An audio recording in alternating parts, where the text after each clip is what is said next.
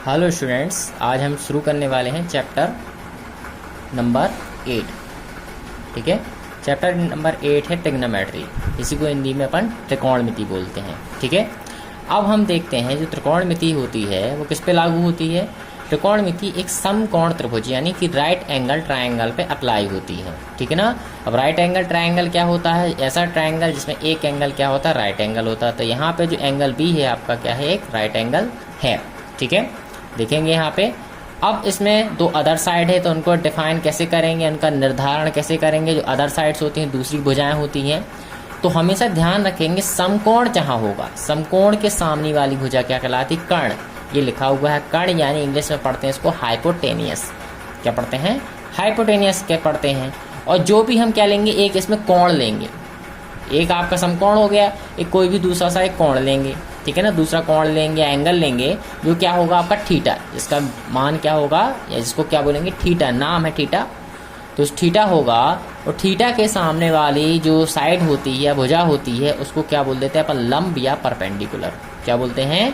Theta के सामने वाली जो अपन ने एंगल लिया है या कोण लिया है उसके सामने वाली भुजा क्या कहलाती? लंब या परपेंडिकुलर कहलाती है। ठीक है ना। फिर जो भुजा बचती है वो आपकी क्या कहलाती है? आधार कहलाती है। ठीक है ना, क्या कहलाती है? आधार कहलाती है। तो इस प्रकार ये तीनों भुजाओं यानी तीनों साइडों का क्या निकालते हैं? रेशियो निकालते हैं, अनुपात निकालते हैं। उन्हीं को अनुपात को क्या किससे निरूपित किया जाता है, किससे डिफाइन किया जाता है? Sine theta, cos theta, tan theta, cosec theta, sec theta, cot theta. इन ये क्या कहलाते हैं? ये भुजाओं के अनुपात होते हैं यानी रेशियो होते हैं। ठीक है ना। तो इन रेशियो को आज हम देखेंगे क्या होते हैं। पहले इसके लिए अपन इंट्रोडक्शन ले लेंगे, इसका क्या होता है, साइन थीटा क्या होता है, कॉस थीटा क्या होता है। ठीक है, तो साइन थीटा, साइन माने ये भुजाओं का अनुपात है, और थीटा माने जो कोण, ये कोण बन रहा है, तो ये भुजाओं का अनुपात या इस रेशियो होता है।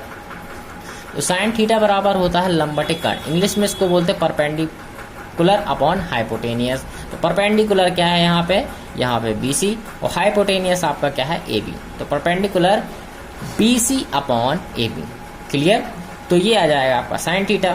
ठीक है, कॉस थीटा आधार बटे कर्ण और इंग्लिश में बोलेंगे इसको बेस अपॉन हाइपोटेनियस। शॉर्ट में लिखा है HYP, base upon hypotenuse. Base कहाँ है आपका? AB।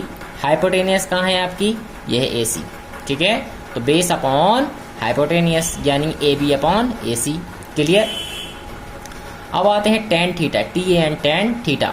टेन थीटा बराबर होता है लंब बटे आधार। क्या होता है? लंब बटे आधार, यानी इंग्लिश में बोलेंगे परपेंडिकुलर अपॉन बेस। तो परपेंडिकुलर कौन है? BC, और बेस कौन है? AB। तो परपेंडिकुलर अपॉन BC। अब बात करते हैं हम कोसेक थीटा। तो कोसेक थीटा जो होता है, कोसेक थीटा होता है ये साइन का क्या होता है? अपोजिट होता है। साइन का क्या होता है? रेसिप्रोकल बोलते हैं इसको अपन इसमें, और हिंदी में बोलते हैं प्रतिलोम। इंग्लिश में बोलते हैं रेसिप्रोकल और हिंदी में बोलते हैं प्रतिलोम। ठीक है ना। तो कोसेक थीटा क्या होता है? साइन का प्रतिलोम या रेसिप्रोकल होता है। तो यहाँ पे अनुपात बदल जाएंगे, यानी नीचे का ऊपर, ऊपर का नीचे, यानी न्यूमेटर डेनोमीटर में, डेनोमीटर न्यूमेटर, अंश हर में, हर अंश में चला जाएगा। तो यहाँ पे आ जाएगा आपका हाइपोटेनियस। यहाँ पे क्या था? लंब बटे कर्ण। तो ये क्या हो जाएगा? कर्ण बटे लंब, यानी हाइपोटेनियस अपॉन परपेंडिकुलर। तो भुजाएं बदल जाएंगी। ये था आपका B बटे C, BC बटे AC। ये हो जाएगा AC बटे BC। इसी प्रकार आपका सेक होता है। सेक किसका रेसिप्रोकल या प्रतिलोम होता है? कॉस का प्रतिलोम होता है। तो जो कॉस का मान हो जाएगा वो भी क्या हो जाएगा? बदल जाएगा। तो यहाँ पे था कॉस था आपका बेस अपॉन हाइपोटेनियस, यहाँ पे आ जाएगा हाइपोटेनियस अपॉन बेस, यानी कि कर्ण बटे आधार। ठीक है ना। और यहाँ पे आ जाएगी भुजा AC बटे AB। इसी प्रकार कॉट होता है। कॉट होता है आपका किसका? प्रतिलोम, टेन का। तो 1 बटे टेन बराबर आपका होता है क्या? कॉट। तो ये कॉट क्या हो जाएगा? टेन क्या था? परपेंडिकुलर अपॉन बेस एंड लंब बटे आधार। तो यह आ जाएगा बेस अपॉन परपेंडिकुलर। भुजा कौन सी आ जाएगी? AB upon BC। ठीक है ना, यानी यहाँ पे आधार बटे लंब आ जाएगा। अब आपने ये सब पढ़ लिया यहाँ पे। अब इनको हमें थोड़े क्या है, कभी कभी याद नहीं रहते हैं, तो इनको याद रखने के लिए एक दो ट्रिक बनाई है हमने, एक हिंदी मीडियम के लिए, एक इंग्लिश मीडियम के लिए। ठीक है ना। तो हिंदी मीडियम वालों के लिए क्या है, जैसे अपन पढ़ते हैं, क्या पढ़ते हैं? लंब। तो लंब के लिए L A L, Karna K K A। तो ये जो पहला अनुपात होगा यहाँ का, इसको बोलेंगे पहला होगा साइन थीटा, यानी साइन लंब बटे कर्ण। देख लेंगे लंब बटे कर्ण है, लंब बटे कर्ण। आधार बटे कर्ण कॉस दूसरा, लंब बटे आधार टेन तीसरा, लंब बटे आधार। ठीक है, और इसी का उल्टा कर देंगे तो कर्ण बटे लंब यानी कौशिक। देखिए कर्ण बटे लंब भी आ जाएगा, कर्ण बटे आधार, कर्ण बटे आधार आपका क्या आ जाएगा, सेक आ जाएगा। ये कॉस के लिए थे, और इसी के क्या कर देंगे प्रतिलोम कर दे, आधार बटे लंब आपका टेन आ जाएगा, यानी आधार बेस परपेंडिकुलर या आधार बटे लंब आ जाएगा। इस प्रकार आपको इसको याद रख लेंगे। तो इसका जो होगा लाल बटे कक्का, क्या पढ़ेंगे, लाल बटे कक्का। ठीक है, अब इंग्लिश मीडियम वालों के लिए, क्योंकि नाम सबके अलग अलग हैं इनमें, तो इंग्लिश मीडियम पंडित बद्री प्रसाद हर हर बोले। इंग्लिश मीडियम के लिए पंडित बद्री, एक शब्द दो शब्द, 1 वर्ड 2 वर्ड्स 3 4 5 6। ठीक है ना, इस प्रकार। तो पंडित बद्री प्रसाद हर हर बोले।